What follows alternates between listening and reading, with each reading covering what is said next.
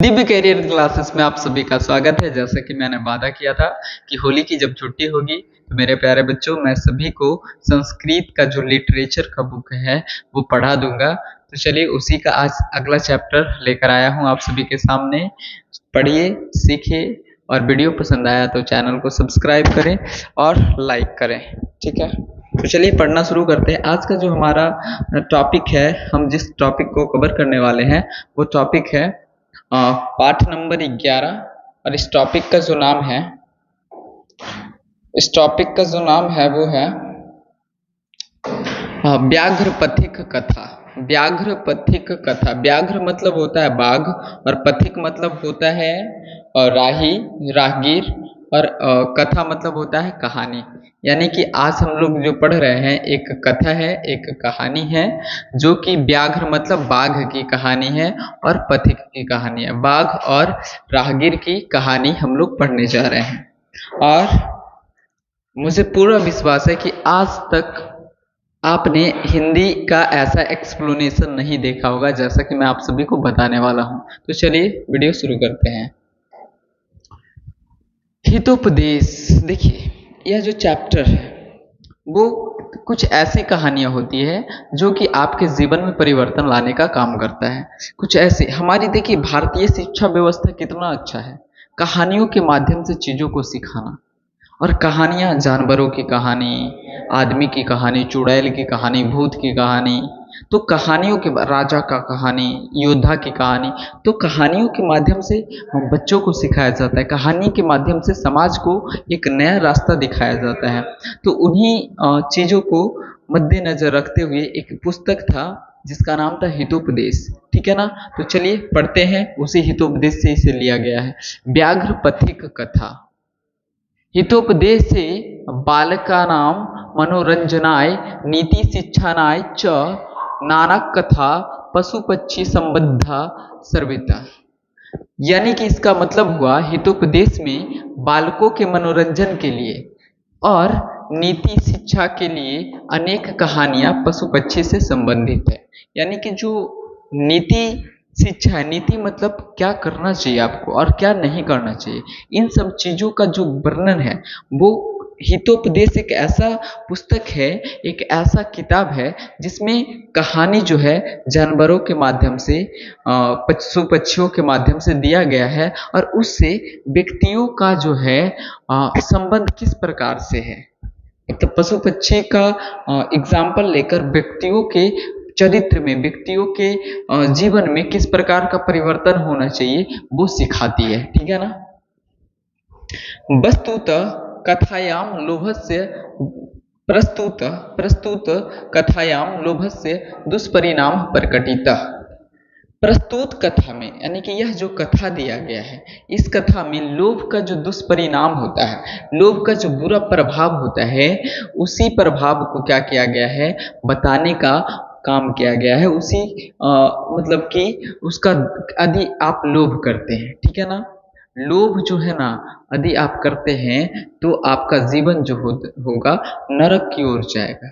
ठीक है, आप मेहनत करते, आप फल की चिंता करिए वो ठीक है, लेकिन आपका जो धन नहीं है, आपका जो वस्तु नहीं है, आपका जो व्यक्ति नहीं है, उस चीज को आप पाने के लिए जिद करते हैं, आप उसको पाना चाहते हैं, हड़पना चाहते हैं, तो वो लोभ होता है। और लोभ करना सबसे ज्यादा बड़ा पाप का काम है। ठीक है ना। तो इसमें लोभ का जो दुष्परिणाम, यदि आप लोभ करते हैं तो आपको कैसे कैसे दिन देखने पड़ सकते हैं, उसी को क्या किया गया है बताया गया है। मेरे प्यारे बच्चों, लोभ करना बुरी बात होता है। ठीक है ना। तो चलिए हमारा जो आज का पाठ का परिचय है, पाठ का परिचय पढ़ते हैं। पाठ परिचय। यह कथा नारायण पंडित रचित प्रसिद्ध नीति ग्रंथ हितोपदेश के प्रथम भाग मित्र लाभ से लिया गया। देखिए पूछेगा एग्जाम में पूछेगा कि व्याघ्र पथिक कथा किसने लिखा है।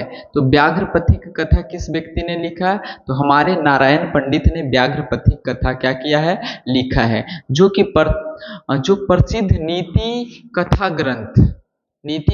ग्रंथ एक है जिसका नाम है, जिस ग्रंथ का नाम है हितोपदेश। हितोपदेश के प्रथम भाग फर्स्ट जो है वॉल्यूम से लिया गया है, जिसका नाम है मित्र लाभ। क्या नाम है? मित्र लाभ से लिया गया है, संकलित है। ठीक है ना। इस कथा में लोभाविष्ट व्यक्ति की दुर्दशा का निरूपण है। आज के समाज में छल कपट का वातावरण विद्यमान है। ठीक है, जहां अल्प वस्तु के लोभ से आकृष्ट होकर प्राण और सम्मान से वंचित हो जाते हैं। यह उपदेश इस कथा से मिलता है कि वंचकों के चक्कर में ना पड़े।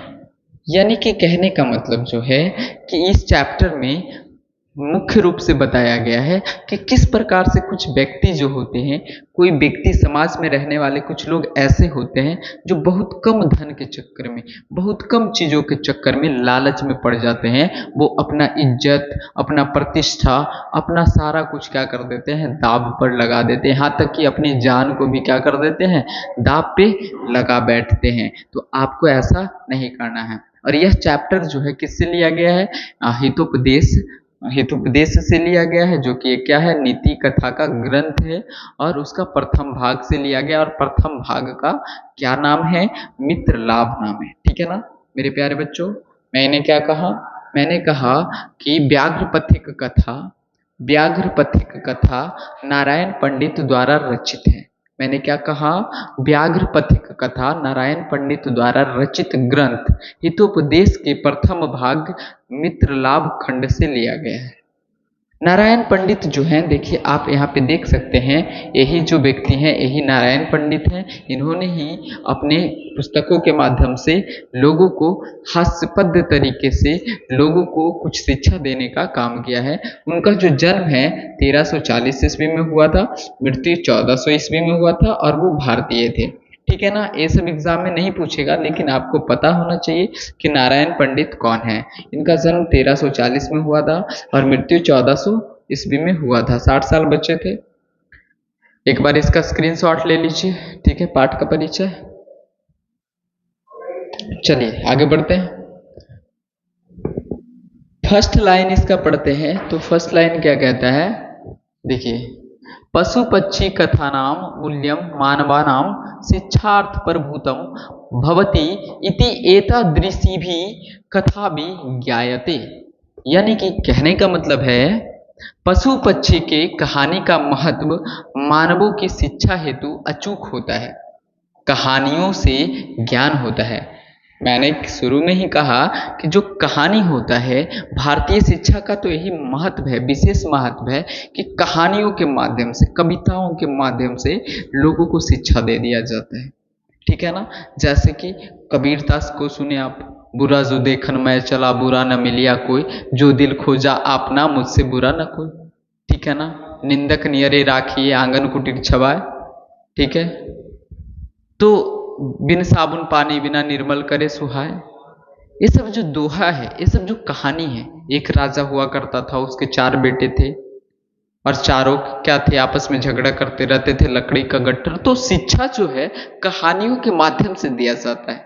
भारत का यही तो विशेष व्यवस्था है कि कहानियों के माध्यम से चीजों को सिखा देना। ठीक है ना। तो भारत में क्या है, कहानियों के माध्यम से सिखाया जाता है। तो पशु पक्षी का जो कथा है, इसको आधार बनाकर लोगों को सिखाया जाता है। ठीक है ना। और यह मानव के जीवन में क्या होता है, अचूक प्रभाव डालता है। ठीक है। तो हम जो कहानी पढ़ रहे हैं, कश्चित वृद्ध व्याघ्र कश्चित विग्र व्याघ्र स्नात कुशस्त सरस तीरे ब्रूते भो भो पंथा इदम स्वर कंगनम बाह्यताम गृह्याताम।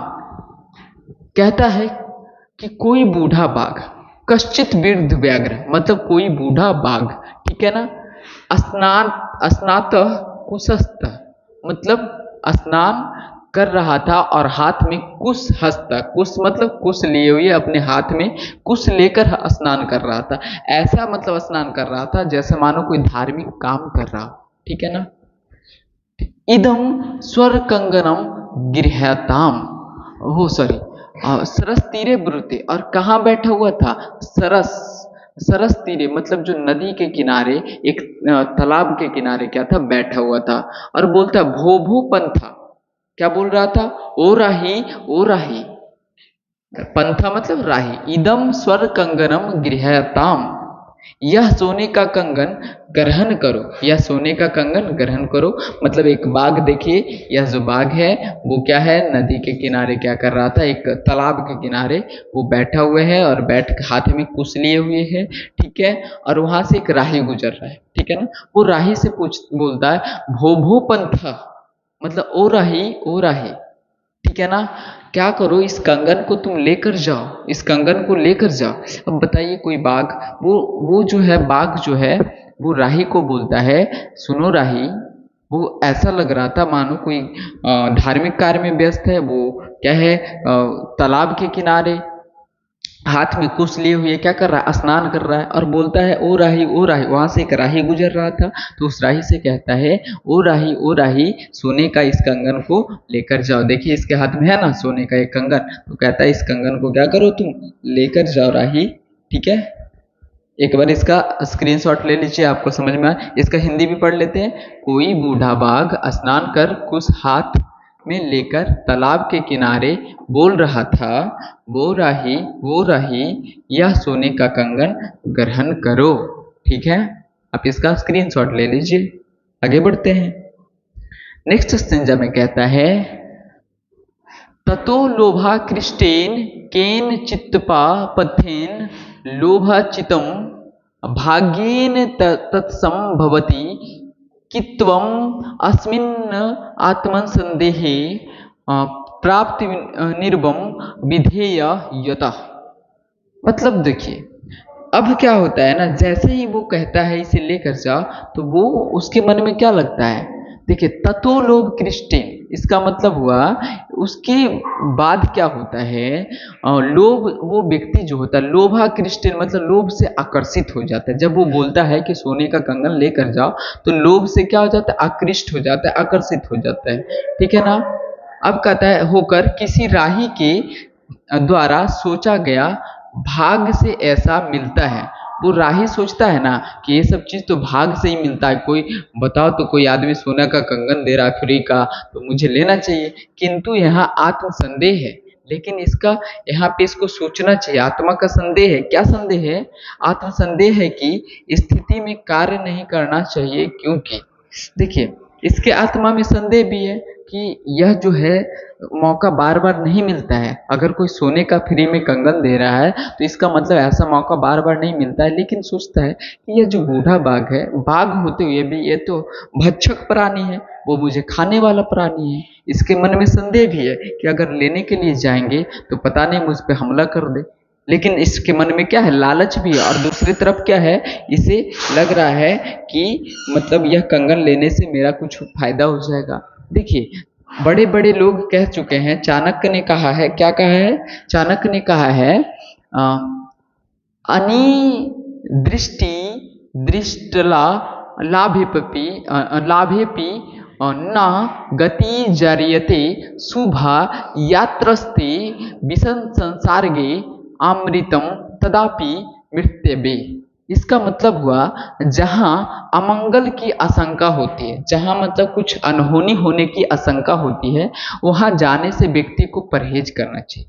मतलब जहां पे लगे आपको कि वहां जाने से मेरा नुकसान हो जाएगा, वहां जाने से मेरा घाटा हो जाएगा, तो वहां जाने से व्यक्ति को क्या करना चाहिए, परहेज करना चाहिए। क्यों परहेज करना चाहिए, लाभ वही होता है जहां अनुकूल परिवेश होता है। आपको लाभ वही होगा जहाँ पे आपको किसी चीज़ का खतरा महसूस नहीं होगा, वहीं पे क्या होगा, आपको लाभ होगा। क्योंकि विषयुक्त अमृत पीने से भी मृत्यु प्राप्त होती है। देखिए अगर अमृत में ही विष मिला दिया जाए, है तो वो अमृत, लेकिन उसमें विष मिला दिया जाए तो उस अमृत को पी लीजिएगा तो आपकी क्या हो जाएगी, मृत्यु हो जाएगी। कितना बड़ा बात कहा गया, समझ रहे हैं, कितना बड़ा बात कहा गया है। कहा गया है कि जहां अमंगल होने की आशंका होती है वहां पे बिल्कुल मत जाइए, कभी मत जाइए। जहां पे अमंगल होने की आशंका होती है वहां पे नहीं जाना चाहिए। क्यों, लाभ वही होता है जहां अनुकूल परिवेश होता है, अनुकूल परिस्थिति होता है, ठीक है ना। और विष वाला अमृत पीने से भी क्या हो जाता है, मृत्यु हो जाता है, ठीक है। नेक्स्ट पढ़ते हैं।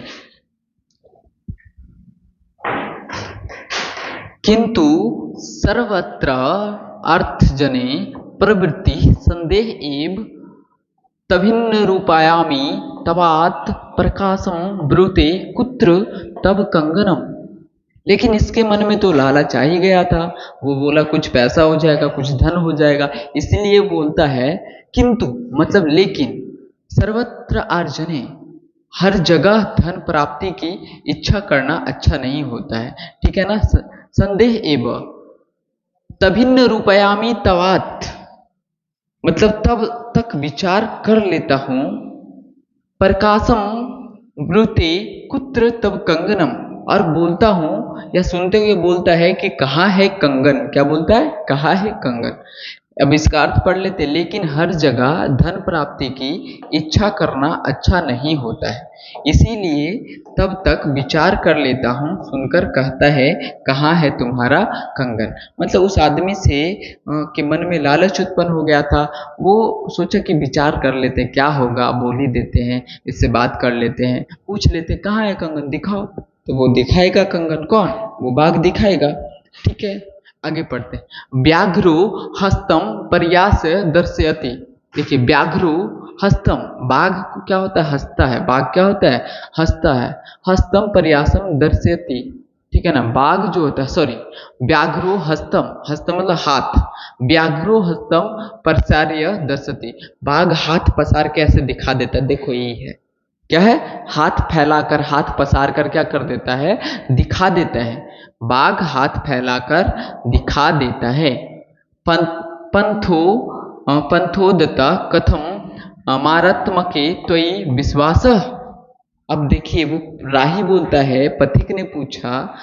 देखिए पंथो बदता मतलब पंथ बोलता है, राही बोलता है कथम, क्या, मार्तमके त्वयि तुम तो मारने वाले हो, तुम तो किसी की हत्या करने वाले हो, विश्वासा क्या तुम पर विश्वास किया जा सकता है। देखिए इसका अर्थ क्या? पथिक ने पूछा तुम हिंसक पर कैसे विश्वास किया जाए। इसका भी कहना है तुम तो हिंसक हो, तुम मुझे मार दोगे। तो इसने कहा इससे, बाघ से, कि तुम तो हिंसक हो, तुम पर कैसे विश्वास किया जाए कि तुम मुझे नहीं खाओगे, ठीक है। तब देखिए बाघ क्या दिमाग लगाता है। बाघ दिमाग लगाता है, वो चतुर वाला दिमाग लगाता है। बोलता है व्याघ्र उवाचा, मतलब बाघ बोलता है, उवाचा मतलब बोलता है, श्रीनु रे पंथा मतलब सुनो रे पंथ, सुनो रे राहगीर, प्रागेव यौवन सयामाति दुर्विद्ता आसम। बाघ ने कहा हे पथिक, हे राही, सुनो, पहले युवा अवस्था में मैं अत्यंत दुराचारी था। मतलब जब मेरा उम्र जो था, जवानी वाला उम्र था, उस समय मैं बहुत दुराचारी था। मतलब क्या करता था? बहुत सारा कांड करते रहता था, लोगों को मारते रहता था, लोगों पे अत्याचार करते रहता था। अनेके गोमानुषम वर्धमाने पुत्र मृता द्रास्व वंशहीना सुराहम। अनेक गायों को तथा मनुष्यों को मारने से मेरे पुत्र और पत्नी की मृत्यु हो गई है। मतलब पुत्र और पत्नी की क्या हो गई है? मृत्यु हो गई है, और मैं वंशहीन हो गया हूँ। वो देखिए क्या आइडिया लगाता है कि ऐसे तो मेरे पास नहीं आएगा। तो वो बाघ बोलता है सुनो रे राही, मैं जो हूँ, मेरा जो है बहुत कम उम्र में मैं दुर्बल हो गया हूँ। मैंने क्या किया था? क्यों? क्योंकि मैंने अपनी जवानी में क्या किया था? बहुत गायों को मारा, बहुत आदमियों को मारा, बहुत सारे जीव जंतुओं को मारा। उन लोगों ने मुझे श्राप दिया, जिस वजह से मेरी पत्नी की मृत्यु हो गई, मेरा बेटा मर गया। अब मैं क्या करता हूँ? मैं ऐसा कोई काम नहीं करता हूँ, मैं बस भगवान के चरण में आ गया हूँ, अब दान पुण्य करने लगा हूँ, ठीक है ना। ठीक है, और जिस वजह से मैं वंशहीन हो गया। आगे ठीक है, यही है चापलूस, यही खतरनाक बाघ। ततः केनचित् धार्मिकेना हामादिष्ट दान धर्मदिकम चतुर भावन।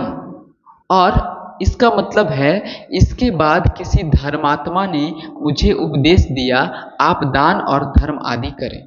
मतलब मैं जो हूँ, मैं अपने जवानी में बहुत सारे बुरे काम किया, जिस वजह से अभी क्या कर रहा हूँ, अभी मेरी उम्र जो है, मैं वंशहीन हो गया हूँ। मैं क्या हो गया, मेरी पत्नी भी मर गई है। और जिस वजह से मुझे एक दानी पुरुष ने कहा, इस दानी पुरुष ने कहा तुम क्या करो, दान और धर्म करो, जिस वजह से तुम क्या हो जाओगे, तुम्हारा जीवन फिर से पहले की तरह हो जाएगा। देखे कैसा दिमाग लगा दिया इस बाघ ने। तदुपदेशादिता दानीमहं स्नानं शीले दात वृद्धो गतिल न खंदन्तो कथम न विश्वास भूमि मया च धर्मशास्त्रनाध्ययति श्रीनु। मतलब उनके उपदेश से मैं इस समय स्नानशील दानी हूँ तथा बूढ़ा और दंतविहीन हूँ। देखिए उसने जो कहा, अरे राही सुनो, उस व्यक्ति ने जो कहा, उस दानी पुरुष ने जो कहा कि मैं उसके तरह क्या हूँ, उसके मतलब उसने कहा, किसने, वो जो दानी व्यक्ति, उस व्यक्ति ने, उस परमात्मा पुरुष ने कहा, मतलब कि कोई व्यक्ति जो कि ईश्वर को जानता है, जो कि साधु संत है, उसने कहा कि मुझे दान करो, और इस वजह से मैं क्या हो गया हूँ, दानी प्रवृत्ति का बन गया हूँ। और अभी क्या करता हूँ, बस स्नान करता हूँ, स्नान करने के बाद मैं क्या करता हूँ, दान करता हूँ। ठीक है ना। उसके कहता है और दंत विहीन हूँ, और मेरी दांत भी नहीं है, अगर मैं मारूंगा भी तो तुम्हें कैसे मारूंगा, मेरे पास दांत भी नहीं है, कैसे विश्वास पात्र नहीं हूँ। फिर कैसे विश्वास पात्र नहीं हूँ, मेरे द्वारा धर्म शास्त्र भी पढ़ा गया। सुनो, मतलब कहा, देखिए बात क्या कह रहा है, देखिए जिस पे आपको शक हो ना, जिस पे आप पे डाउट हो ना, उसको पे कभी भी विश्वास नहीं करना चाहिए। सबसे मूर्ख व्यक्ति वही होता है जो कि विश्वासघाती पे विश्वास करता है। ठीक है। दरिद्र भारा कौन्तेय माँ परायण छे स्वरी धनम व्याधित अस्य औध्यम पथ्यम निरुजनस्य किमौषधे। हे कुंती पुत्र, उसने देखिए वो बाघ जो है, बाघ बोलता है कि मुझे तो धर्मशास्त्र भी क्या किया गया, पढ़ाया गया है। सुनो मैं तुम्हें धर्मशास्त्र भी बताता हूँ। क्या धर्मशास्त्र है कि हे कुंती पुत्र, उसने एक श्लोक बताया और उसका अर्थ बता रहा है। हे कुंती पुत्र, गरीबों को धन दो, धनवानों को धन मत दो, रोगी को दवा की जरूरत होती है, निरोगी को दवा की कोई जरूरत नहीं होती है। अन्यास्य, और दूसरी बात यह है कि मतलब कि वो बोलने लगा कि देखो मेरे द्वारा धर्म शास्त्र भी मतलब पढ़ा गया है, मुझे बताया गया धर्म शास्त्र भी, ऐसे ही नहीं दानी बन गया, मुझे बहुत सारा चीज का पता है। ठीक है ना।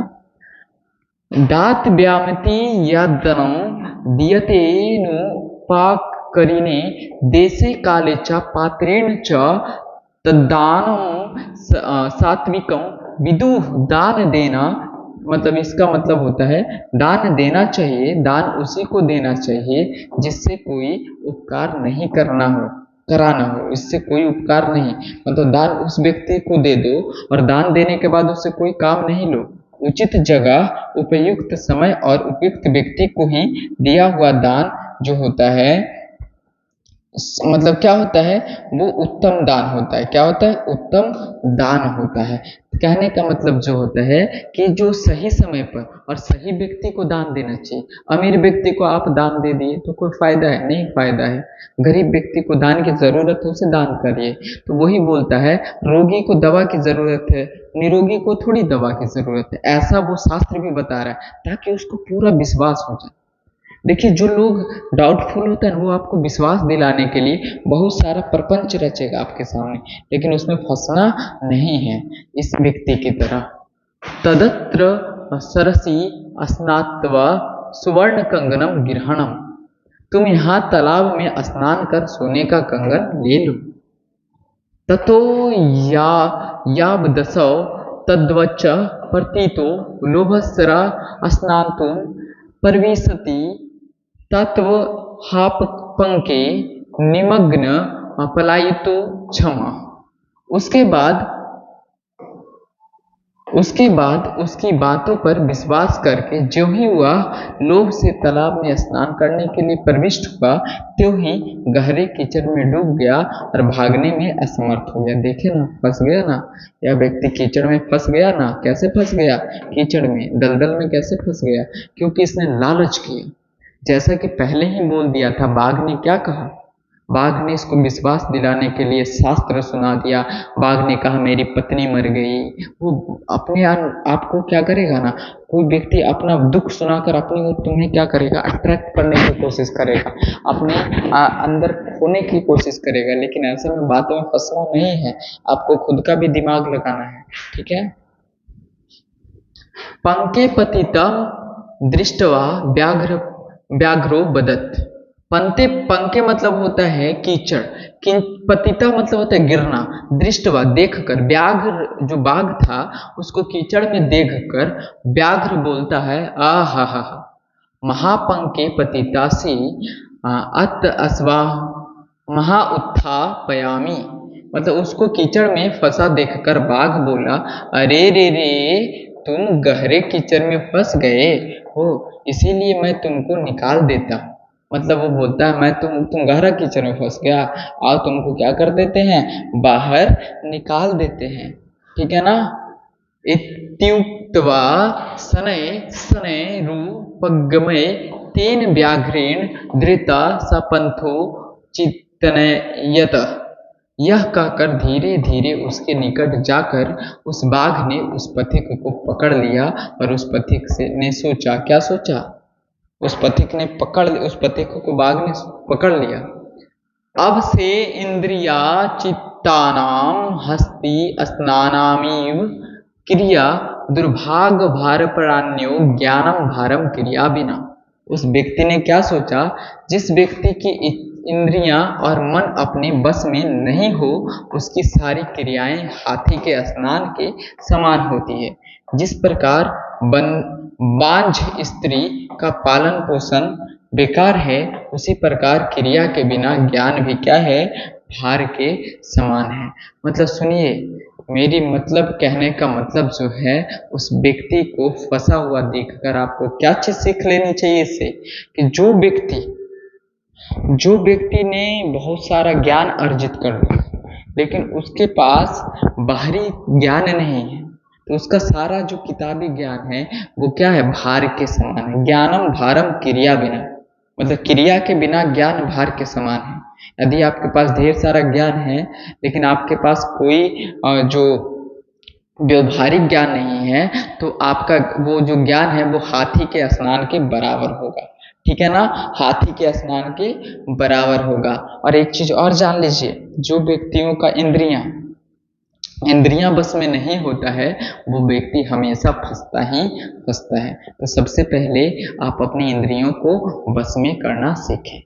तो प्यारे बच्चों, मैं एक बार फिर से कहानी को हिंदी में रिपीट कर देता हूँ। कहानी क्या था? कहानी था इति चिंतेन।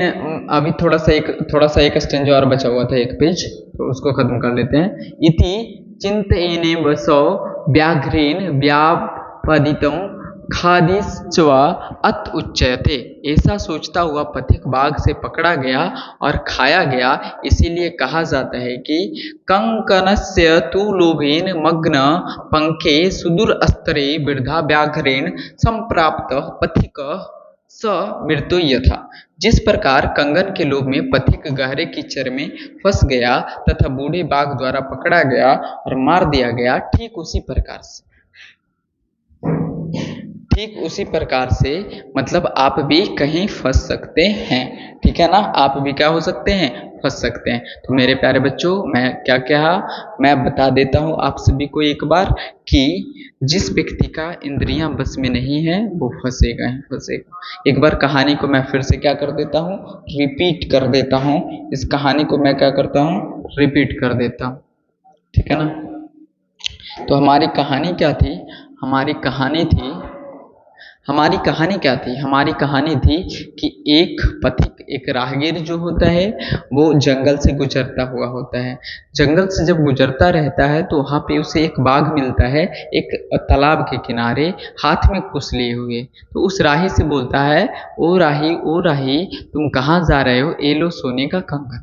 ठीक है, वो सोने का कंगन लेते जाओ।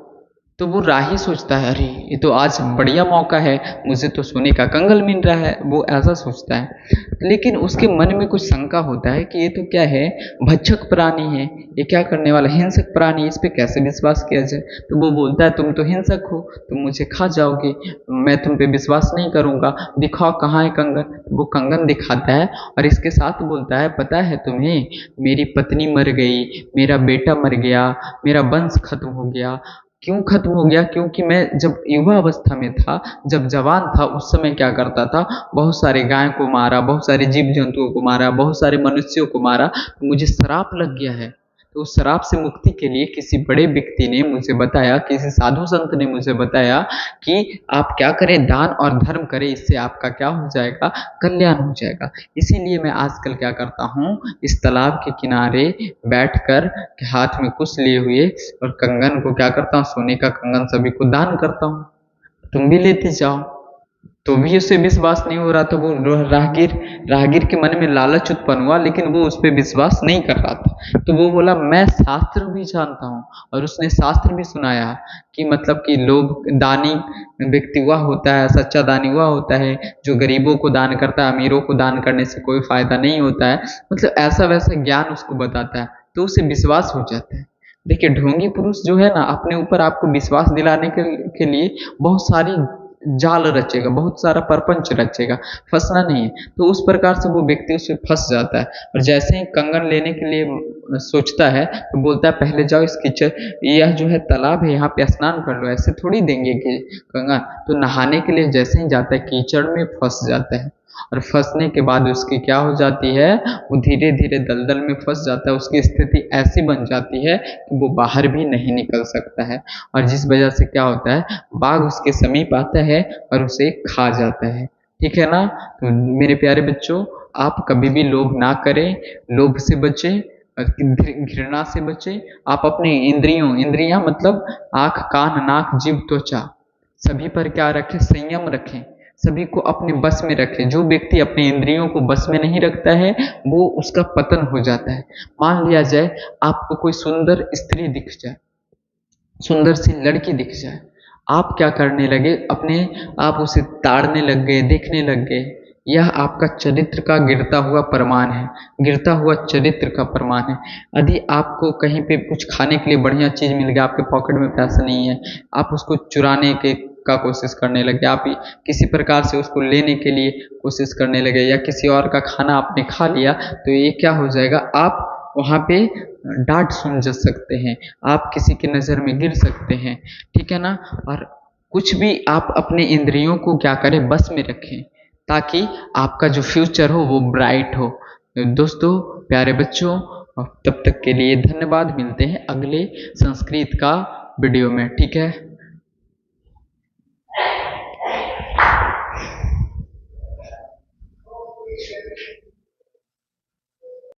पढ़ा दिए जी।